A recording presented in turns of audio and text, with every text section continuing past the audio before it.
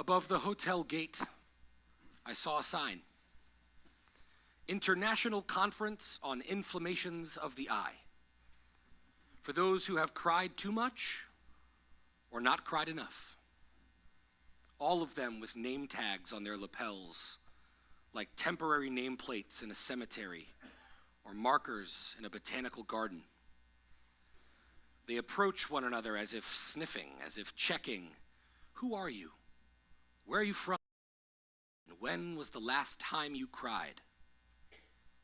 The subject of the morning session is sobbing, the end of crying or the way it begins. Sobbing as soul stuttering and grief stones. Sobbing as a valve or a loop that links cry to cry.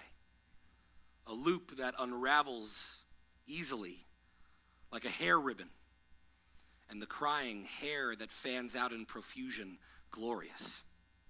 Or a loop that pulls into an impossible knot, sobbing like an oath, a testimony, a cure. Back in their cubicles, the women translators are busy translating fate to fate, cry to cry.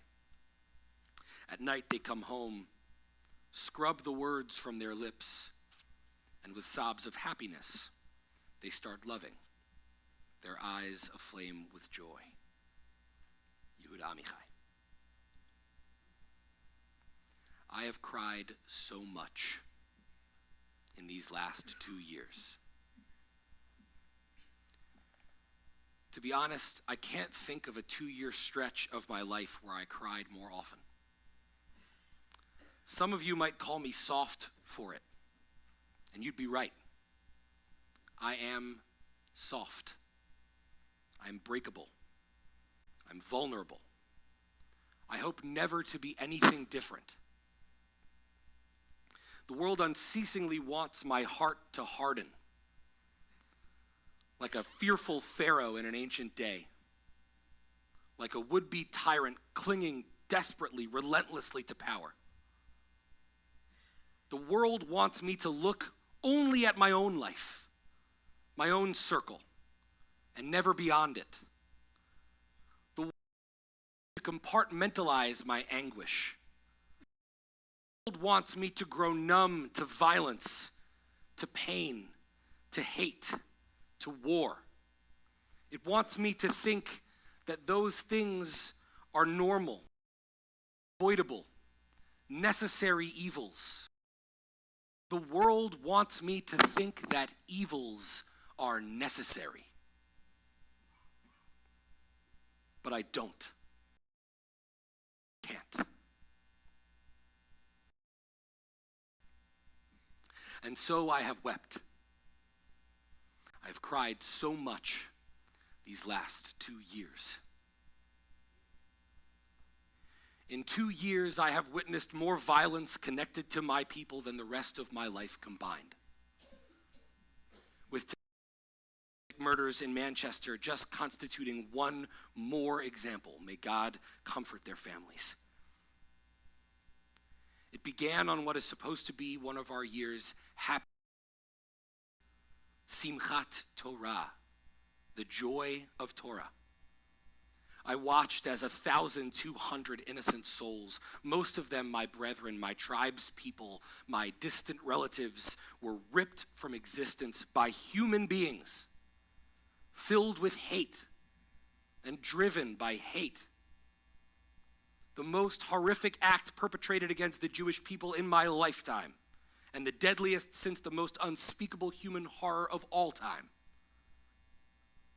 And then, while families were still grieving, while parents were still searching in vain for their children, I watched my people's only national army strap up their boots and rifles and mobilize for war. This war is the longest our people has ever fought. And it is being fought on multiple fronts and against enemies who hold the same twisted hate in their hearts that enemies of the Jewish people all. And as Israel fought the war, taking, it appears, every possible precaution to prevent civilian deaths, I watched civilians die anyway. Soldiers and hostages too. In all this time, not a week has gone by that I have people die. Some by fire, some by war, some by hunger, some by famine. None of us resting, millions wandering, none of us tranquil, all of us troubled, none of us calm, all of us tormented. If the last 2 years have taught me anything, it is that I hate wars. I hate this one in particular. I hate what it has done to the image of Israel in the global arena, rightly or wrongly. I hate what it has done to the morality of so many people I know. Our people is not a conquering people. Less than 150 years ago, the simple pride of us being able to have a national home in the lands of our origin was a fantastical pipe dream. And now, over 70 years of statehood, we have had to fight war after war. Of all of them, this war is the most justified, and I hate it more than any of the ones that came before it. Every war is ugly. Every single one full of human atrocities and pain. But the biggest and bloodiest we have ever faced, where we were inundated with images and video, not only on the TV news, but in our pockets. Every day. The horror has felt inescapable. The lies about it so much harder to distinguish from the truth. Every argument about it feeling less efficacious than the last. On Shabbat, when we pray each week for the return of the hostages, I must admit it has become harder to distinguish praying for their return as a real possibility from when I'm praying because hope feels lost and there's nothing left to do but pray for a miracle. And then, all of a sudden, like a thunderbolt out of the sky, 3 days ago, President Trump announced his 20-point plan for ending the Gaza war.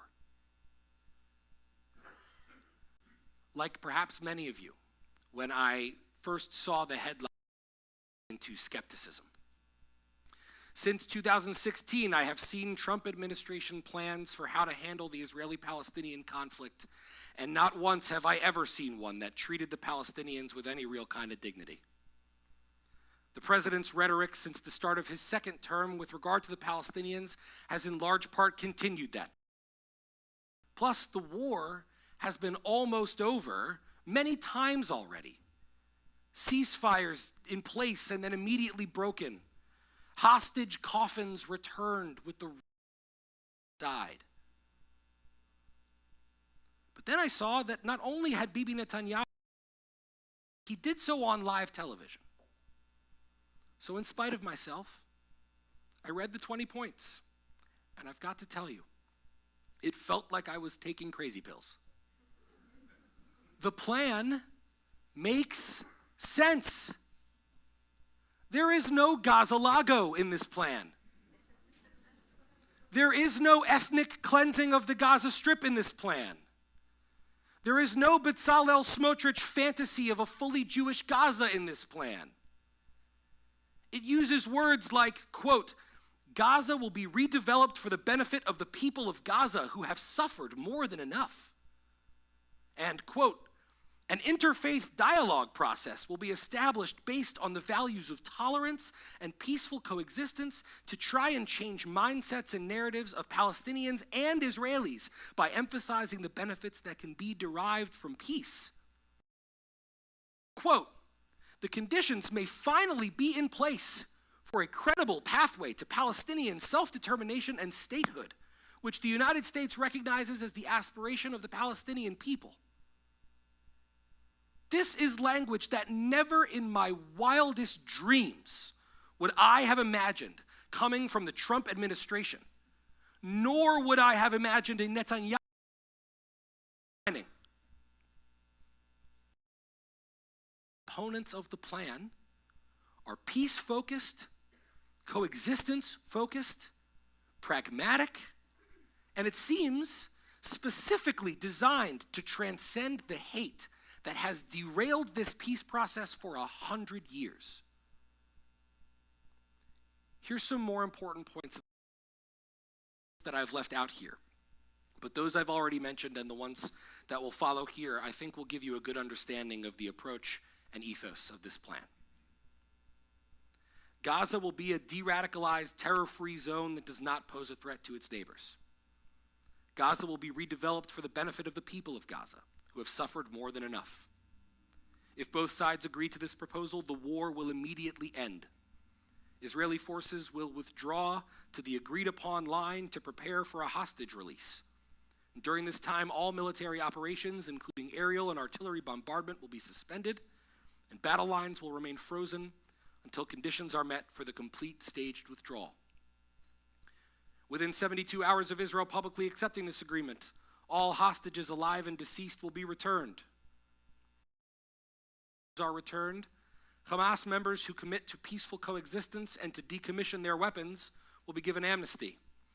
Members of Hamas who wish to leave will get safe passage to receiving countries. Upon acceptance of this agreement, full aid will be immediately stripped. At a minimum, aid quantities will be consistent with what was included in the January 19th, 2025 agreement regarding humanitarian aid, including rehabilitation of infrastructure, water, electricity, and sewage, rehabilitation of hospitals and bakeries, and entry of necessary equipment to remove rubble and open roads. Gaza temporary transitional governance of a technocratic, apolitical Palestinian committee. Day-to-day running of public services and municipalities for the people in Gaza. This committee will be made up of qualified Palestinians and international experts, with oversight and supervision by a new international transitional body, which will be headed and chaired by President Trump, with other members and heads of state to be announced, including former Prime Minister Tony Blair. This body will set the framework and handle the funding for the redevelopment of Gaza until such time as the Palestinian Authority has completed its reform program as outlined in various proposals. The United States will work with Arab and international partners to develop a temporary international stabilization force, the ISF, to immediately deploy in Gaza. The ISF will train and provide support to vetted Palestinian police forces in Gaza and will consult with Jordan and Egypt, who have extensive experience in this field. And this force will be the long-term internal security solution. Israel will not occupy or annex Gaza. Control and stability, the Israel Defense Forces will withdraw based on standards, milestones, and timeframes linked to demilitarization that will be agreed upon between the IDF, the ISF, the guarantors, and the United States, with the objective of a secure Gaza that no longer poses a threat to Israel, Egypt, or its citizens. In the event Hamas delays or rejects this proposal, the scaled-up aid operation will proceed in the terror-free areas handed over from the IDF to the ISF. And finally, the United States will establish Israel and the Palestinians to agree on a political horizon for peaceful and prosperous coexistence. Now, I'm not here to tell you that I personally place a great deal of trust in a board of peace chaired by the president who renamed the Department of Defense to the Department of War, nor in a Gaza governed in part by Tony Blair. Obfuscations of the truth during the Iraq War led to so much civilian death. If those names trouble you, or if you harbor deep distrust of the current leadership of America, Israel, the Palestinians in both Gaza and the West Bank, and the United Nations, you would not be alone. I'd be right alongside you. I revile some of the leaders involved here, and some of their names inspire a knee-jerk pessimism in me. But I'm looking at its component parts, its life, its preservation of Gaza for the Palestinian people, and its reignition of the language of the two-state solution. And I myself impressed and even inspired. A plan is just that, a plan. Following through on the plan will be a major challenge. The clear questions about this plan will come down to two key factors. Most immediately, Hamas, and then the plan's actual implementation. Hamas has shown the point of being suicidal. No Palestinian life has been shown to be too so-called resistance. Will they actually accept defeat and put their guns down?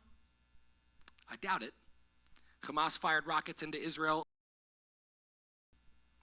They have very little in the way of, and their leadership is hiding in a bunker in Doha, Qatar. But these things have not stopped them from making short-sighted and murderous decisions in the past.